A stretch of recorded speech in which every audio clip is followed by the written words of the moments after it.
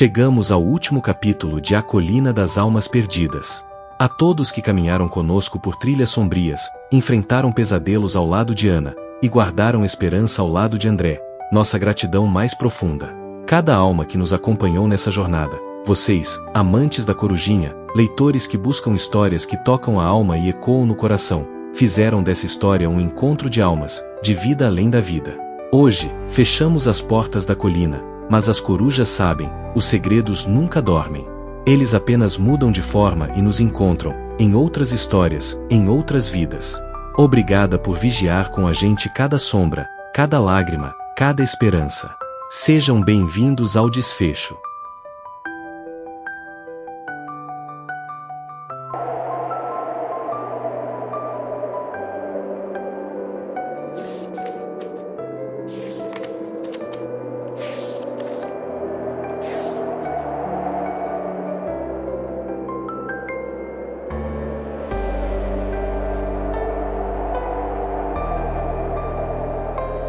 A Colina das Almas Perdidas.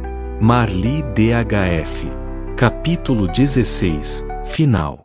A Promessa. André permaneceu escondido entre as árvores, observando o movimento de entra e sai da casa com pacotes e mais pacotes, provavelmente contendo mais drogas. Lúcia estava acompanhada dos mesmos homens, cada um mais amedrontador que o outro. Falavam muita besteira e riam alto, exatamente como na última vez. Não tinham o menor problema em exibir suas pistolas, que eram mais bem cuidadas que suas próprias vidas. André pensou em como poderia chamar a atenção de Lúcia. Imaginou em algo para falar e tentar iniciar um plano, cujo não tinha a mínima ideia de qual seria, até o momento, mas as palavras de Ana ressoavam em sua mente: "Salve minha mãe, ajude-a."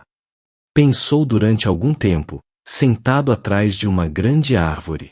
Sabia que era algo extremamente perigoso lidar com aquele tipo de gente, precisaria agir com bastante cautela.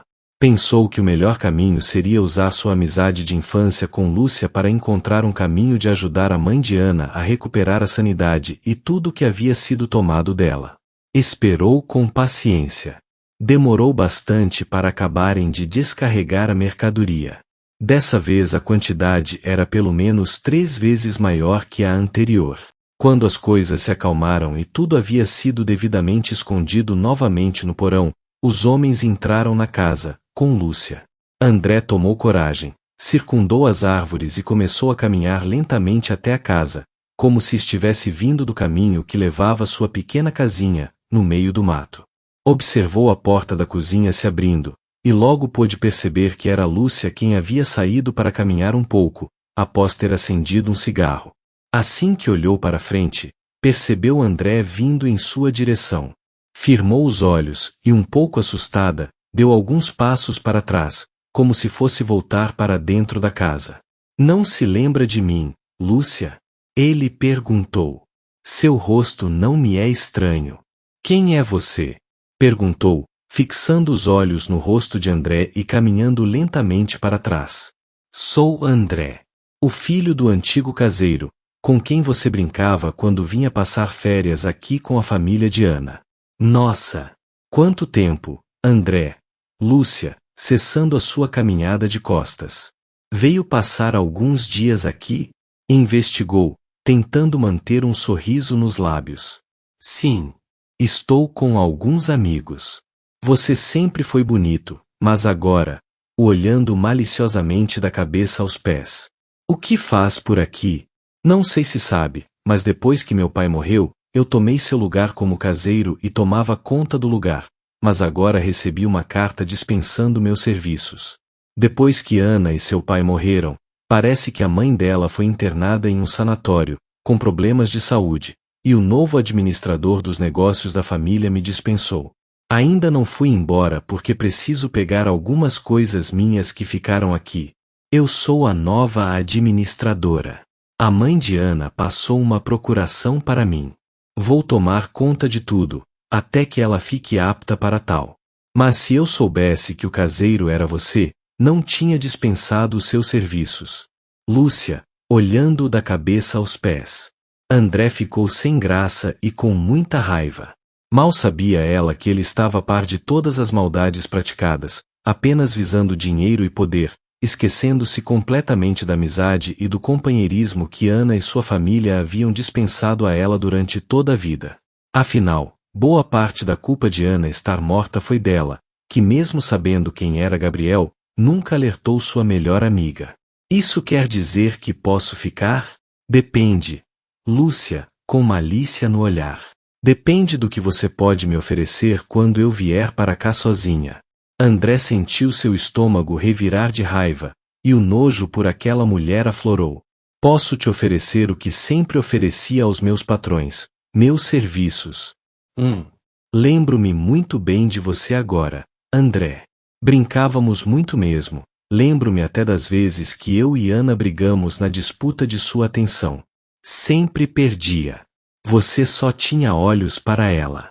Quem sabe, agora que ela está morta, você consegue olhar para mim, não é mesmo? Vi você no dia do enterro de Ana também, mas não lembrei que era o André. Casou-se. Tem família?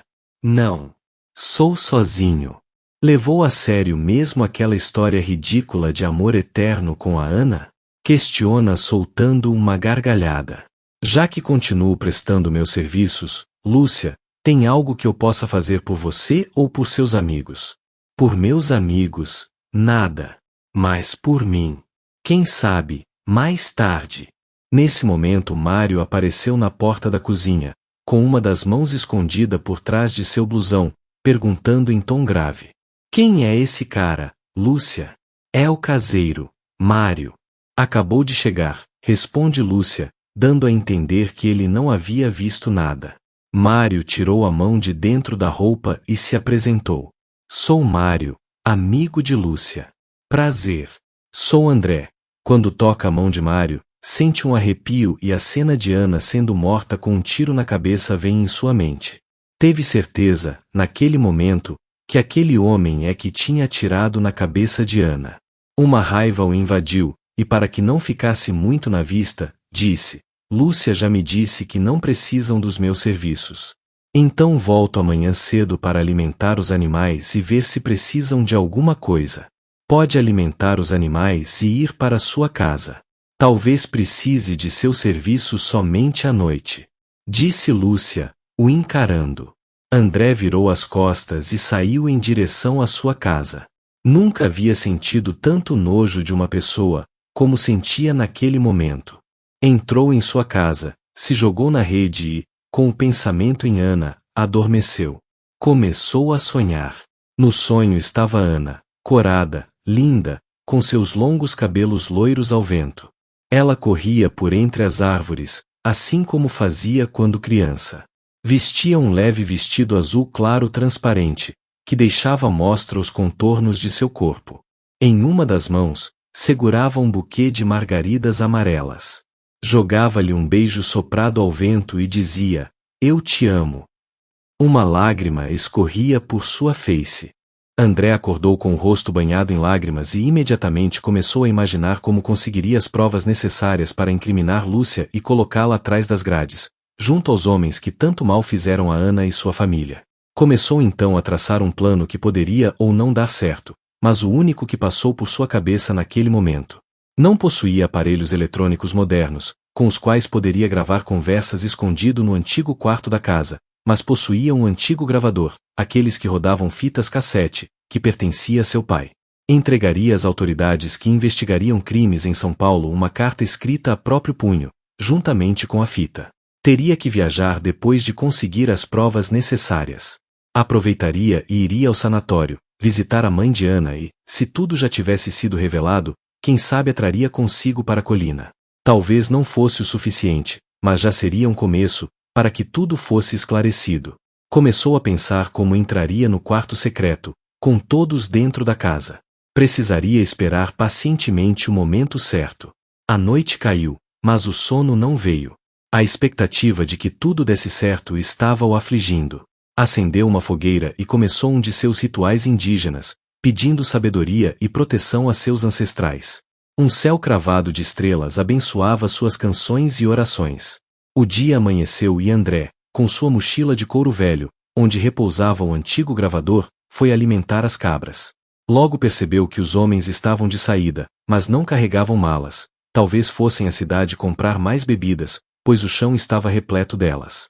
Eles não o notaram alimentando os animais, mas André constatou que Lúcia não estava com os homens. Provavelmente estivesse dormindo ainda. Era o momento perfeito. Eles saíram com seus carros possantes, e André ainda aguardou alguns momentos, para não correr o risco de que alguém voltasse. Entrou na casa, pé ante pé, procurando sorrateiramente nos cômodos, e constatou que Lúcia dormia na cama que foi de Ana. Franziu a testa e se dirigiu para a cozinha. Empurrou as madeiras, que se fecharam atrás de si, e caminhou pelo corredor escuro que dava acesso ao quarto secreto. No mais absoluto silêncio, procurou os canos que acessavam os cômodos da casa e o deixava ouvir com nitidez as conversas. Posicionou seu gravador estrategicamente e esperou, na mais absoluta quietude. Algumas horas depois, o barulho dos carros voltando pôde ser ouvido por ele. O falatório então começou. Acorda, preguiçosa. Trouxe mais bebida. Pedro, me deixa dormir, sussurra, com a voz emplastada. Pegou pesado ontem, Dona Lúcia. Luiz, gargalhando. Ontem. Hoje não quero nada. Tenho planos para mais tarde. Afirmou a mulher, se espreguiçando. Que plano você tem para hoje, nesse fim de mundo? Bruno. Nada que seja do interesse de vocês. Coisa minha, e antiga. Não me diga que tem a ver com aquele caipira com quem você estava conversando ontem. Mário, rindo. Não te interessa. A única coisa que interessa é que à noite vocês vão voltar para São Paulo, e eu vou ficar aqui mais alguns dias. Você é mesmo muito ridícula. Marcos. Bota ridícula nisso. Ficar nesse lugar, no meio do nada, por causa de um caipira? Wesley, rindo alto. Coisa minha, e vocês não têm nada a ver com isso. Tem certeza disso? Não tá querendo enrolar a gente com essa historinha furada? Pedro. Enrolar por quê? A droga que está aqui. Bruno, em tom sério. Ouvindo isso, André imediatamente ligou seu pré-histórico aparelho de gravação. O que você acha que eu vou fazer com a droga, seu idiota? Talvez a consumir toda. Debochou Luiz. São 400 quilos de cocaína pura. Você acha que eu sou tão idiota, a ponto de mexer em 1 grama disso? Não quero o mesmo fim do Gabriel e da Ana e, além do mais, deu trabalho fazer aquela velha da mãe da Ana assinar a papelada, passando a procuração pro meu nome. E quem paga aqueles médicos ridículos para mantê-la assim, como um vegetal, no hospício, sou eu. Se não fosse isso, jamais teríamos um esconderijo tão bom para o produto do chefe. Gritou. Querer ficar com o caipira só pode ter a ver com a coitada da amiga que você ajudou a matar, né? Pedro. Eu não ajudei a matar ninguém. O Gabriel que pisou na bola. E ela era minha amiga, sim. Eu a amava. Que tipo de amor é esse? Ver a melhor amiga se envolver com um crápula, e mesmo sabendo de tudo, a incentiva. No fundo, isso nunca foi amizade, sempre foi inveja.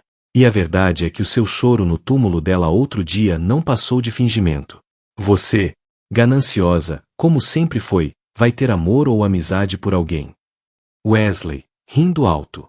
A verdade, meu filho, é que o mundo é dos espertos. Se ela fosse esperta, estaria aqui comigo hoje. Quer saber de uma coisa? Você não vai ficar coisa nenhuma. Quando a gente dispensar essa droga toda daqui, aí você volta para se enroscar com seu caipira. Ordenou Marcos.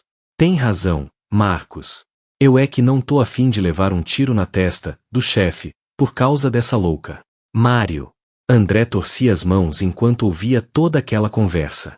Sua vontade era sair dali e acabar com todos eles, com as próprias mãos, mas isso nunca daria certo.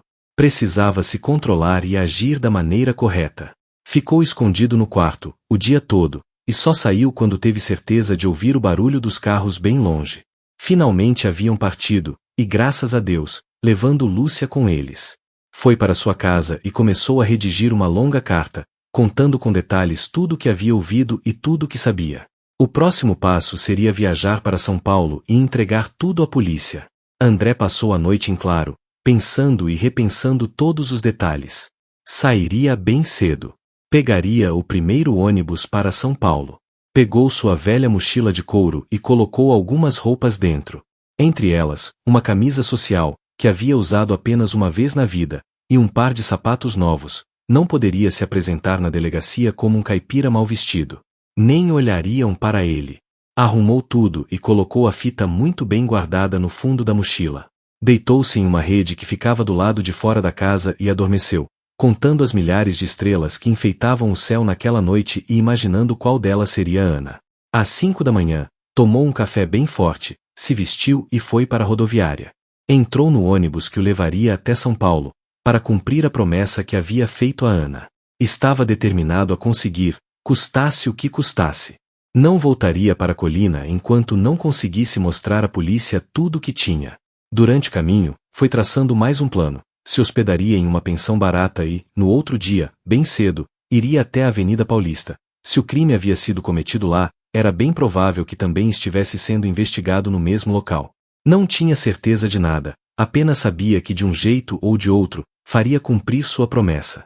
A viagem foi longa. A paisagem da estrada o fazia pensar em Ana. Quantas vezes ela havia passado por ali, imaginando-se viva?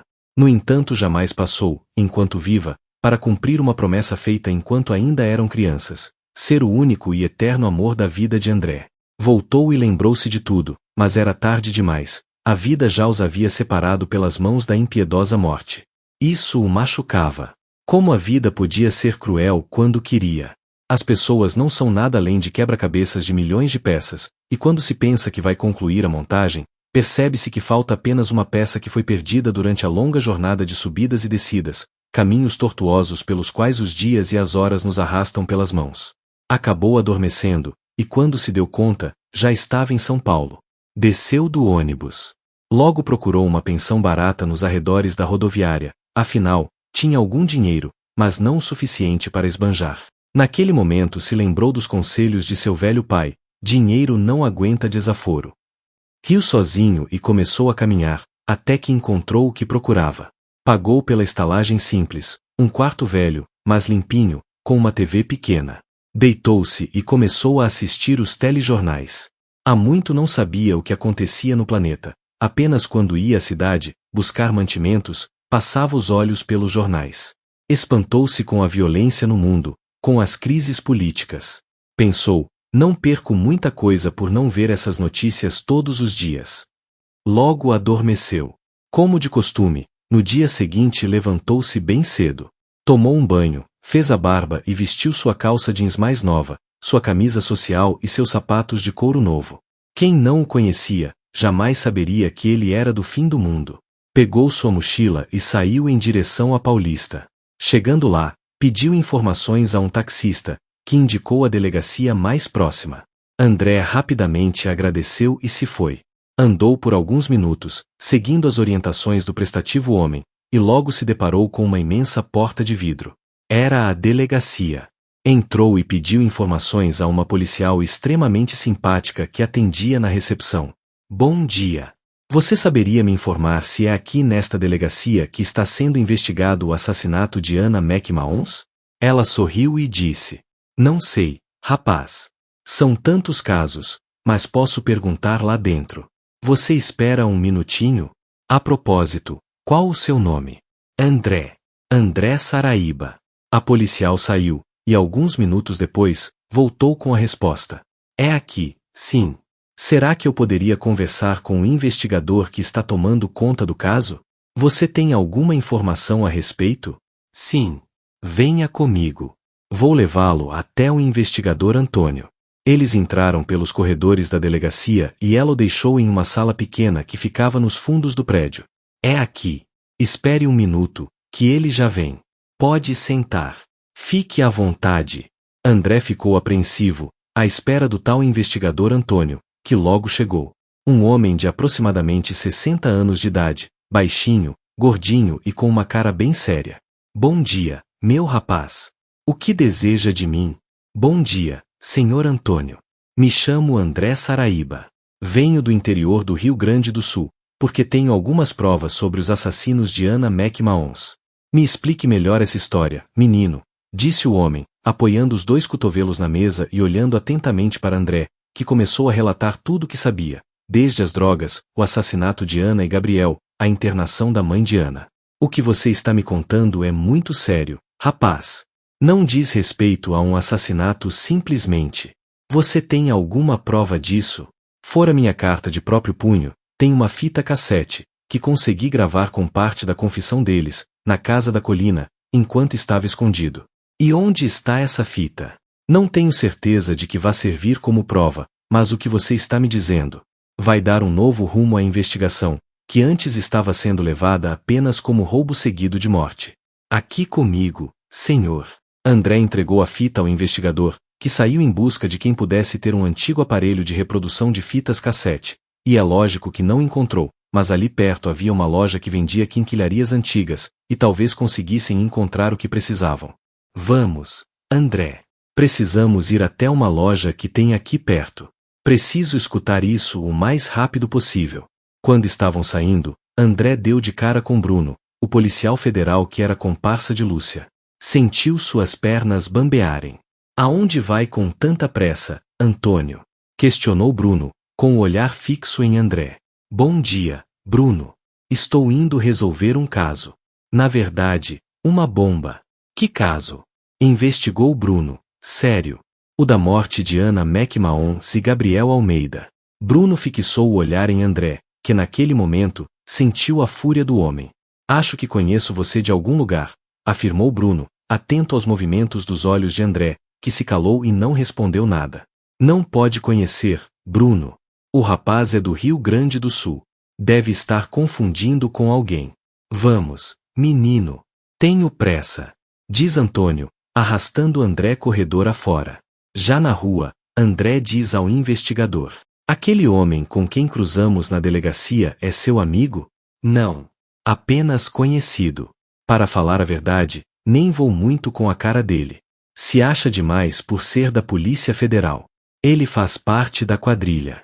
Ele esteve 2 vezes na colina, escondendo drogas junto com os outros, garantiu com a voz trêmula. Você tem certeza disso? Pode estar enganado. Esta acusação é muito séria. Certeza absoluta. Só não tenho imagens, mas a fisionomia dele é inesquecível. A coisa é maior do que eu pensava. Se ele te reconheceu, vou precisar te dar proteção, afinal, você é minha única testemunha. Entraram na loja. O investigador comprou o aparelho, e voltaram rapidamente para a delegacia. Antônio ouviu a fita e ficou de queixo caído.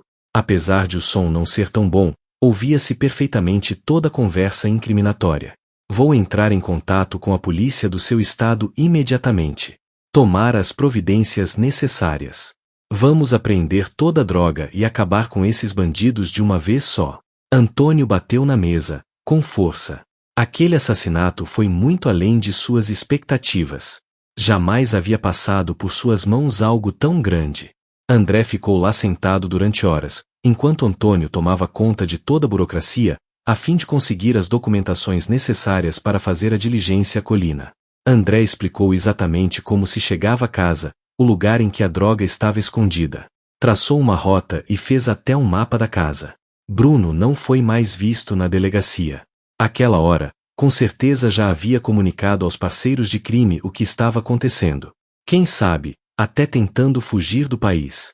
André estava com fome, afinal, tinha no estômago apenas o café preto da manhã, e já eram mais de 3 horas da tarde.